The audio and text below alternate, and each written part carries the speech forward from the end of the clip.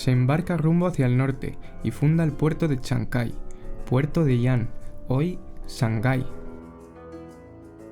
Después remonta el río que toma enseguida su nombre, Yangtze, es de Yan, hoy Yangtze, y es en ese lugar donde recibe un despacho del emperador llevando el título de Andikán Kubi. Este le insulta y reta en una carta. Chan ordena enseguida a la tripulación de su navío seguir la costa hacia el norte y allí esperarle en un sitio seguro, cerca de la capital del emperador Kubi. Acto seguido, levanta un gran ejército haciendo todos los preparativos para la marcha tierra adentro, hacia las aldeas de Andikán. Llega a un lugar en donde establece su cuartel general, y allí aguarda al grosero emperador de las tierras del norte. El imperio de Andikán Kubi comprendía a la sazón los territorios al norte del río Huan hasta el río Amur. El nombre del río Oang proviene de Yuan, y Amur quiere decir la frontera. O sea que además de la región circundante a Pekín, incluía la Mongolia Interior, Manchuria y toda Corea. La batalla fue una sucesión de choques tremendos durante 3 días enteros.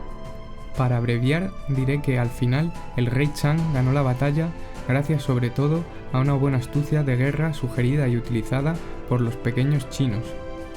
El rey Chan vuelve a su campamento. El emperador de Tai es llevado ante su presencia.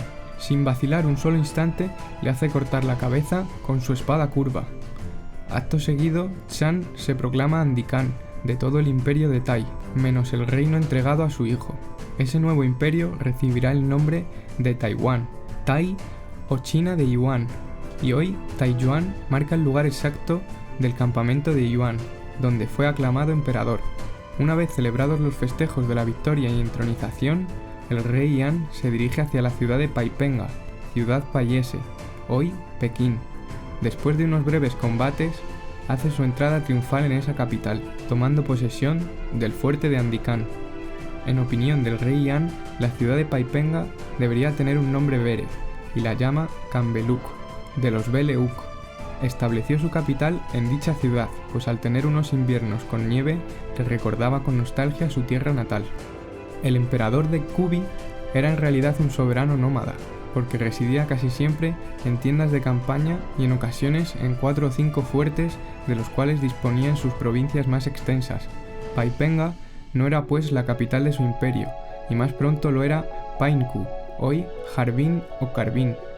El rey Yan pudo constatar cómo el emperador Andikán se había suicidado en su habitación particular, clavándose una daga en el vientre. El rey Yan se hizo proclamar Kingo, con Dios, es decir, rey de los Churi, blancos, los cuales, procediendo de Severie, fueron traídos a esas tierras de Manchuria por los payos para hacerles trabajar como esclavos. Este reino se llamaría ahora Manchurie, y los nobles los Manchur o Manchu. A los esclavos liberados el rey Yan les atribuye todas las tierras de los Kure, y los llama Tartar, pequeños propietarios. Enterado de que los mandarines del sur se disputan por la posesión de las provincias y no quieren acatar su soberanía, al no entrar en sus cálculos dirigirse hacia esas tierras cálidas con un ejército represivo, el rey Yan decide desprenderse definitivamente de ellas. Entonces se forma a sus espaldas otro imperio, de Tailandia, con capital en Bangkok, quebrada o golfo de los Ban, hoy Bangkok. La frontera sureña del nuevo imperio de Yan será aproximadamente la misma que ahora, la de China con Vietnam. De paso diré que el río Rojo, o Songkhai, figuraba entonces con el nombre de Arroyo, siendo palabra de la lengua pali, hoy arroyo en castellano, dejando al sureste las tierras del reino de Cantón, pertenecientes a su hijo. Al oeste su reino quedaba delimitado por la región montañosa donde nacen los grandes ríos chinos. Al norte alcanza los montes Zaiyan o Zaiyan, frontera de Yan, hoy Shayan, y río de Aragón o Amur, la frontera. El rey Yan mandó edificar un hermoso palacio rodeado de 4 murallas espaciadas entre sí, siendo él mismo quien trazó los planes y luego vigiló las obras. Mientras estaba dedicado a esta tarea, recibe una feliz noticia. Alexandre se halla a varias jornadas, caminando hacia la ciudad de Kambeluk, en el 3553 o 3552 a.C. Su alegría es inmensa e inmediatamente va al encuentro de Dios.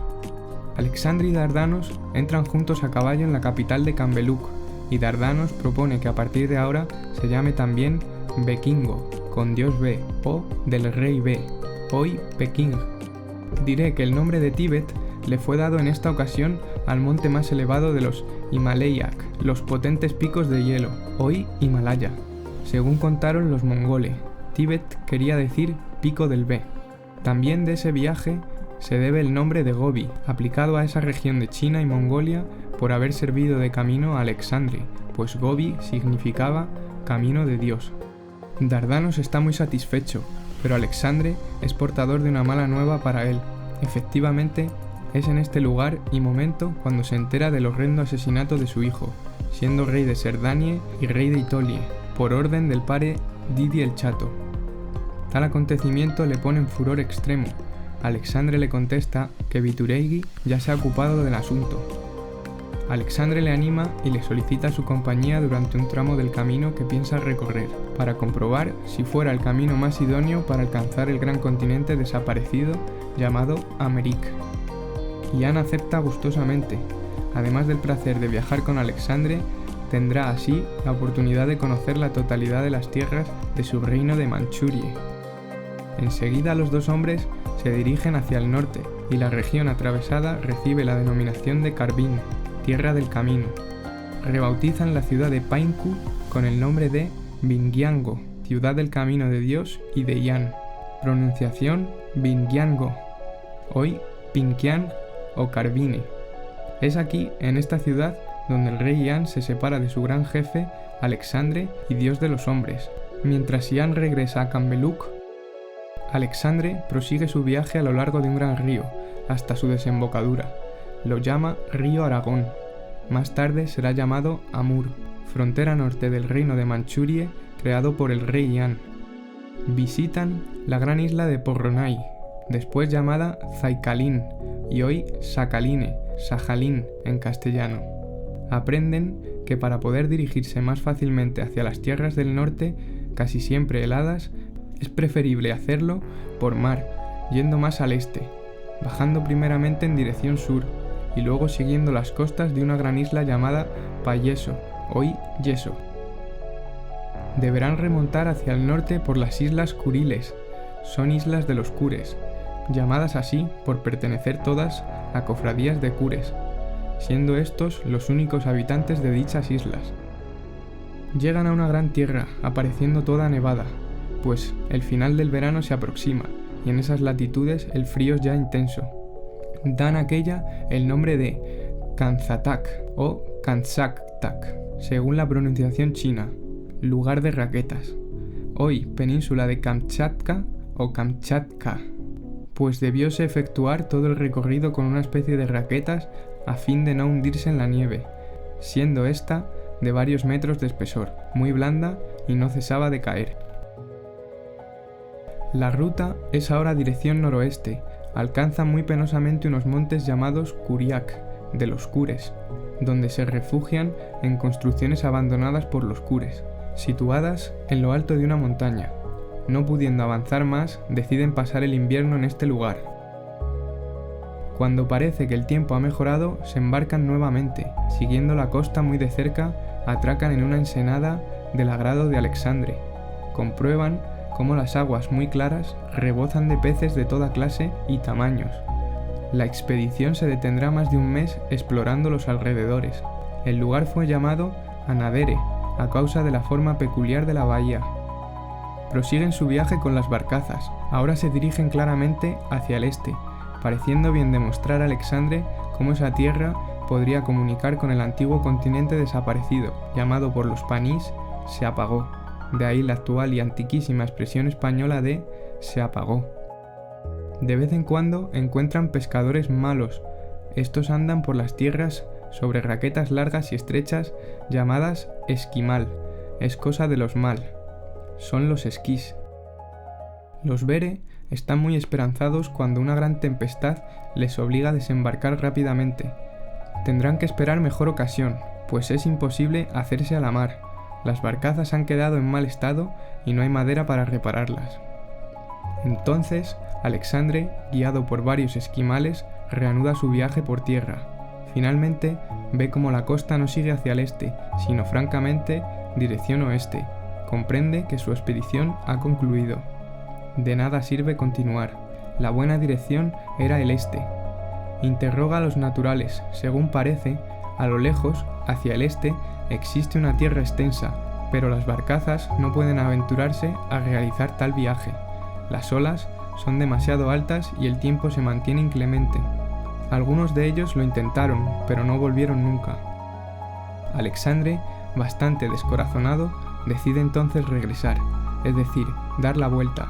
El lugar donde se hallan ahora recibirá pues el nombre de Beringuru, lugar marítimo de los Bere, y el cual con el tiempo se interpretará por el Ver dio la vuelta, y más tarde aún con la sola expresión de Bering, de los Bere. Recordará a los navegantes cómo un día los Bere pasaron por esas latitudes. Alexandre y sus hombres realizan el viaje de retorno sin ningún incidente. Tras suprimir varias barcazas, siguen la costa por el mismo derrotero recorrido antes, hasta llegar a las islas de Porro, Sakhaline y Yeso. Es un viaje mucho más rápido que el de ida. Alexandre puede entonces enviar un mensaje al rey Yan, anunciándole su situación. Gobe, Dios ve, hoy Kobe, en el Japón. Allí, Alexandre esperó al rey Yan para darle instrucciones y consejos a fin de acometer la gran empresa de redescubrir América. Dardanos, ya intranquilo por la larga ausencia de Dios ve, se pone en camino acto seguido. El punto en donde Dardanos se dirige y en el cual los dos hombres se encuentran pasará a llamarse Gobe, Dios ve, hoy Kobe.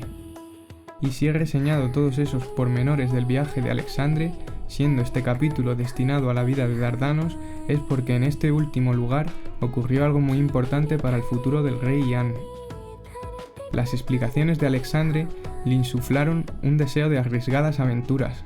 Alexandre no descarta los numerosos peligros. Él no dispone de tiempo para dedicarlo a la exploración de todo un continente. Su destino le llama urgentemente hacia la tierra de Siria. Pero él, Dardanos, con una nave en buenas condiciones, quizá la suya, consiga dar el salto y llegar hasta el continente perdido, donde antaño Dios pasó una juventud resplandeciente y dulce. Alexandre se acordaba muy bien de su juventud en Brasil, donde la temperatura era deliciosa y la vegetación exuberante. Si Dardanos quisiera intentarlo allí, encontraría sin lugar a dudas la nostálgica Tolimac, la ciudad que le vio resurgir en esta tierra, y el Duradu la Bella, con sus tiernos y amorosos recuerdos. Esas palabras fueron suficientes para decidir su nuevo rumbo. La futura suerte del rey Yan estaba echada. Haría cuanto le sugería el gran Alexandre. Es tiempo ahora de volver al punto donde dejé el relato sobre la vida y aventuras del rey Yan, o Huancan, como en aquellas tierras se le llamaba, es decir, a partir del instante de dejar a Alexandre en Bingyango. Después de residir unos meses en su capital de Cambeluk, esperando las noticias de Alexandre, no puede contener su impaciencia y, siempre previsor por si le ocurriese algún accidente por el camino, entrega la corona del imperio de Taiwán a su hijo, el príncipe heredero, Zhangongzhou, quien será muy famoso y engrandecerá el imperio. Para sí, Dardanos conserva aún el reino de Manchuria. El rey Yan toma la ruta conduciéndole a la tierra hoy llamada Corea, cuyo nombre proviene de los Kures, como la mayoría de los de esta región asiática, es decir, era Kurea, la propiedad de los Kures, porque en realidad casi todo el territorio formaba una inmensa lotecie o lotesia. El rey tiene ocasión de visitar algunas de las fortalezas de los Kures, y se vio obligado a tomar al asalto algunas de las fortalezas.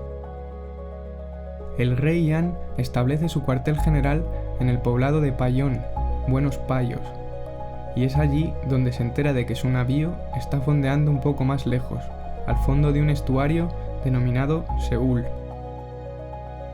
Al abandonar el poblado, los chinos llamaron a aquel Pyongyang, con esta pronunciación peculiar que tenían de colocar fonéticamente una G al final de cada palabra, sobre todo para separarla de la siguiente, hoy Pyongyang. Al llegar a su barco, decide establecer su nuevo cuartel general en él. Le gusta un conjunto de bailarinas que le son ofrecidas y se las guarda todas a bordo. Después, el rey Ian se dirige hacia el sur, pues tiene la intención de visitar el famoso país de Japán o Japa, propiedad de Pa, poblado la primera vez en tiempos de la Patago por la belicosa tribu de los Panís.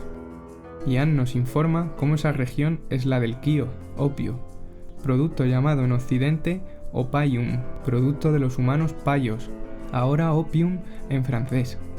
Efectivamente, los payos lo daban a sus soldados al iniciar las batallas y lo inoculaban a los prisioneros antes de sacrificarlos en la mesa o misa, en el día de su gran fiesta de Pascua. Esta horrenda fiesta fue suprimida por los Bere en todas las tierras limpiadas del poder payo. Comprobó Ian cómo en esas tierras se conservaban intactas las costumbres inmorales de la paroxesión, famoso palanquín del pare, tal como la vio hacer en Europa, y con las mismas consabidas vergonzosas humillaciones para los funcionarios y favorecidos de la sociedad paya. Constató cómo en esos lugares se celebraba la fiesta de fin de año y año nuevo llamada Josepa, con los famosos alagartu idénticos a los de Caide, es decir, proyectando largas llamaradas de fuego por sus bocas o fosas nasales, según le contaron en su juventud los payos que presenciaron tales escenas. Además, hizo cerrar los témpale, templos o pagodas, son dedicadas al dios Sol, donde los paganos celebraban ritos obscenos y crueles. Persiguió a los raposos o rapados, en lo más oculto de sus escondrijos secretos. El rey Ian explica haber introducido el beso en la boca entre hombres y mujeres, tanto en las tierras de los imperios Tai y Kubi como en las de Manchuria y Japán, porque antes de su llegada era prohibido o desconocido tal proceder. Informa que su nave fondeó primeramente en el lugar exacto donde ahora se sitúa el puerto de Sasebo, expresión queriendo decir textualmente lo que en francés actual se escribe Sasebeau, eso es hermoso en castellano. En un poblado, luego llamado por el rey Ian Kanoya de la Noya, hoy Kanoya en Japón, expresión del rey Ian por enamorarse en ese lugar de una linda muchacha, hija de un rico comerciante. Después de separarse de Alexandre, él, a bordo de un gran navío construido en Otsakua, hoy Osaka, se fue hacia el sur, dirección de Babel, llevándose a bordo una hija de Ian para ser educada en Occidente debido a su gran inteligencia. Ocurrió que uno de sus acompañantes, Sardes, falleció en dicho lugar, siendo su cadáver depositado en un sepulcro mandado construir por Ian al otro lado de la bahía. Pienso que a la salida de Emporitol, entre los miembros de la tripulación, séquito y asistentes, Dardanos disponía de unas 36 o 38 personas. En varios puertos y por diversas razones dejó a tierra algún que otro ayudante o marino, mas el número de personas a bordo se había incrementado por la presencia de varios de los hijos del rey queriendo acompañarle y de algunas de sus esposas o concubine traídas consigo. Fue Dardanos quien inventó en el curso de este viaje la expresión de concubine, dicho concubina en el español actual. A su arribo a Japán debía llevar a más de 60 personas, de las cuales la mitad serían de raza blanca. Antes de llegar Ian a la antigua capital del reino, llamada Kyoto, hoy Kioto, el rey de Japán o Nippon, propiedad de la Panie o Panie Mia, se había fugado más al norte. Buscado por una patrulla sarde, ésta lo alcanzó en los subterráneos de un templo, razón por la cual el lugar fue llamado Yedu, y a su vez por haber sido enterrado tal rey en este sitio. Mucho más tarde se trasladaría allí la capital del reino, tomando entonces el nombre de Tukio o Tokio. Después, siempre con su barco, sigue la costa oriental de esa gran tierra, y los nombres aún subsistiendo, al parecerse mucho a los antiguos, nos indican su itinerario. Iwankai, puerto de Iwan, hoy Iwaki. Iwanume, humanos de Iwan, hoy Iwanuma. Aranomake, bonito valle, hoy Aranomachi. Ishinomake, son chinos guapos, Ishinomaki. Kanamake, es lugar bonito, hoy Hanamaki. Ahora Ian llega a la isla antaño llamada por los payos Payeso y por los cures Porrocker. En un pequeño puerto, gustándole debido a la amabilidad de los pescadores y a la belleza del paisaje, descansa unos años y contrae nuevo matrimonio. A tal solemne ocasión cambia el nombre del pueblo por el de Ukaidu, puerto propiedad de los Uk. No sé dónde se sitúa exactamente este puerto, pero es posible que sea el de Hakodate, nombre proviniendo quizá de Ukodate, es de los Uk. Para mí no ofrece ninguna duda que el nombre actual de Hokkaido procede de Ukaidu, por tratarse muchas veces de una sucesión de pronunciación mal transcrita a los signos latinos. En todo caso, constato cómo, del lado occidental de la isla, aparece el nombre de Iwanai, playa de Iwan, hoy Iwanai, donde descansaron un tiempo. Más tarde se formó un poblado, el cual a su vez fue llamado Kutshan, refugio de Chan, hoy misma fonética. Parece ser que Ian se consideró el señor absoluto de la isla, pues la declaró propiedad suya, proclamando formaría parte del gran reino de los Sardes. Ian enumera muchas características acerca de las poblaciones, las compara con los chinos dejados en Cambeluk, en Cantoin y otros lugares. Compruebo cómo todas sus apreciaciones se han revelado correctísimas en el curso de los anales de esta humanidad. Aseguró que de todos modos las gentes dedicadas a las tareas del campo, los artesanos y los comerciantes no tenían la maldad de sus congéneres de Occidente, los cuales conoció en las filas del ejército imperial. Según Ian cuenta, en esas tierras se hablaba el palique, lengua teniendo algunas diferencias con el elengoa en cuanto a los vocablos empleados, y bastante referente a la pronunciación de las palabras, pues era necesario prestar mucha atención y hacerlas repetir varias veces para poder captarlas.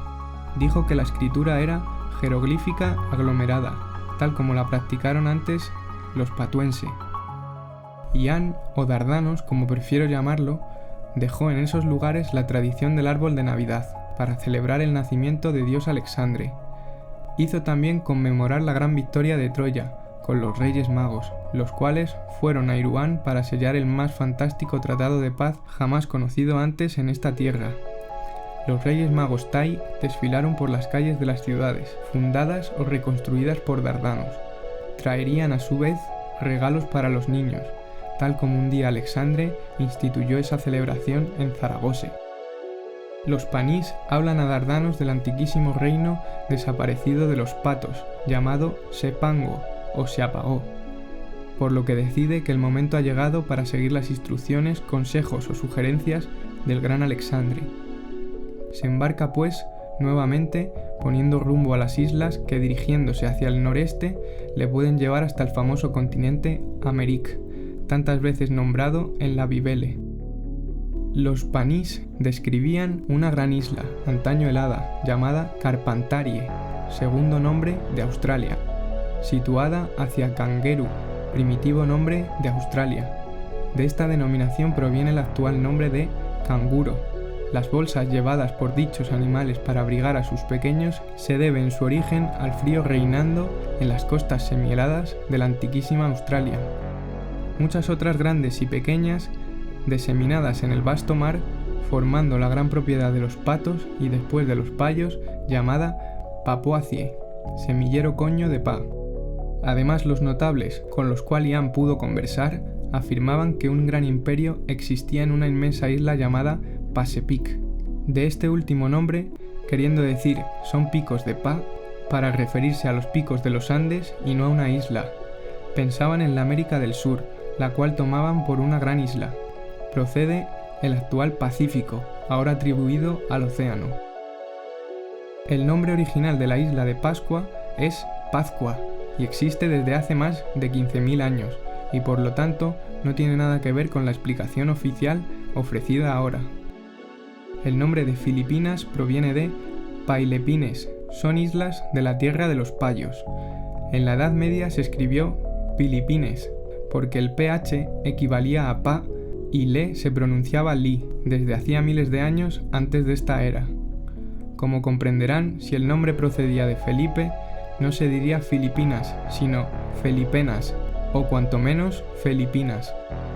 Referente a las islas llamadas de las Galápagos, la verdad es que no recibieron este nombre por encontrarse en ellas unos animales dichos galápagos, nombre supuestamente sinónimo al de tortugas u otros bichos raros, sino todo lo contrario. Fue a consecuencia de llamarse esas islas Galápago, hacia la Pago, que las tortugas gigantes hallándose allí recibieron la denominación de Galápagos. Fin del viaje en Asia. Dardanos estuvo 33 años en Asia, del 3576 al 3542 a.C. Estancia en la India y Ceilán, 3 años, del 3576 al 3573 a.C. Estancia en Tailandia, 4 años, del 3572 al 3568 a.C.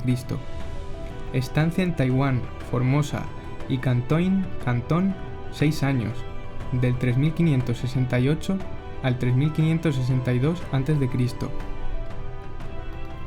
Estancia en Kambeluk, Manchuria y Japón, 20 años, del 3541 al 3528 a.C.